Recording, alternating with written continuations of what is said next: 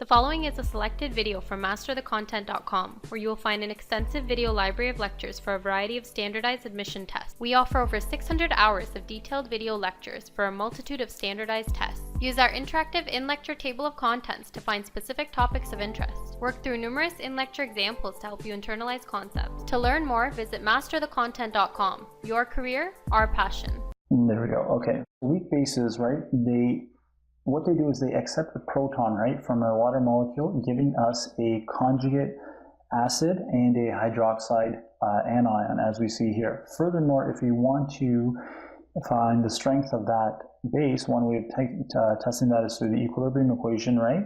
And the equilibrium constant for the base is called the base dissociation constant, as we see here. Okay, great. Now, if you're not familiar with this equation here, we have covered it in the previous lecture when we talked about pH and pOH, so I recommend that you go revisit that.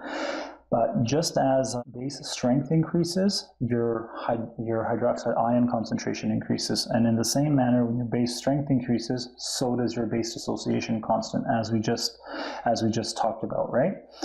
Furthermore, when your pOH decreases, right, your base is going to be stronger. So if we remember, pH plus pOH equals 14. Now, if pH were to equal 12 and pOH were to equal 2, this is going to be a very basic solution, right? And we know that because the pH is 12. Thus, as the base strength increases, the pOH decreases, and just as the pOH decreases, so does your pKb value. So as base strength increases, your base dissociation constant will increase, which makes sense because the base is a stronger base. Furthermore, your pKb value will decrease, which also makes sense just as your pOH value decreases. Okay, wonderful. So let's just go ahead and do an example of this, and we'll do that on the next slide. Perfect. Okay, before we do that, let's take a look here at base dissociation constants at 25 degrees Celsius.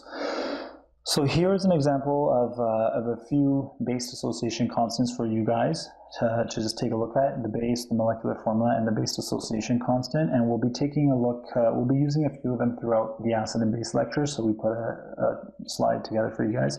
And the first one we'll use is ammonia, and we'll take a look at that on the next slide. Okay, great. Now we're going to do an example of weak bases here. With this weak base, they're asking us what is the pH and the OH concentration in a 0.3 molar ammonia solution, and the base dissociation constant is given to us. Okay, great. We can find the pH from the hydroxide ion concentration, right? And the